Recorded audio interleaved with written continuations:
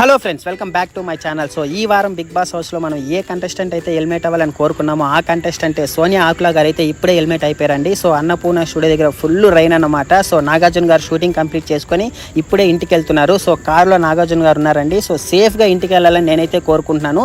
అసలు big boss ఒక మంచి డిసిషన్ తీసుకున్నారని నేను అనుకుంటున్నాను. ఎక్కడ ఆదిత్య ఓం గారిని ఎలిమినేట్ చేసి సోనియా ఆకులని కంటెంట్ కోసం పెడతారేమో అనుకున్నాను. బట్ బిగ్ బాస్ ఒక మంచి డిసిషన్ తీసుకునింది.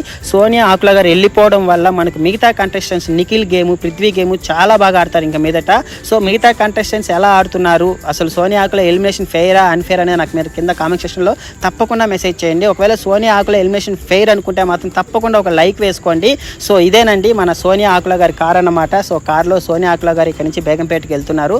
రేపు నాగార్జున గారు మనకు అఫీషియల్గా అనౌన్స్ చేస్తారు తను ఎలిమినేట్ అయిందనేసి. సో సోనియా ఆకుల ఎలిమినేషన్ ఎలా అనిపించింది, మిగతా కంటెస్టెంట్లు ఎలా ఆడుతున్నారు, నా ఫేవరెట్ కంటెస్టెంట్స్ టాప్ 5 అంటే మాత్రం అసలు నబీల్ అఫ్రీది సూపర్గా ఆడుతున్నాడు, నిఖిల్ బాగా ఆడుతున్నాడు, మన విష్ణుప్రియ చాలా బాగా ఆడుతుంది, మణికంఠ అసలు తనను ఆడుకుంటున్నారు. సో మీకు ఎలిమినేషన్ ఫెయిర్ అన్ఫెయిర్ అనేది నాకు కింద కామెంట్ సెక్షన్లో తప్పకుండా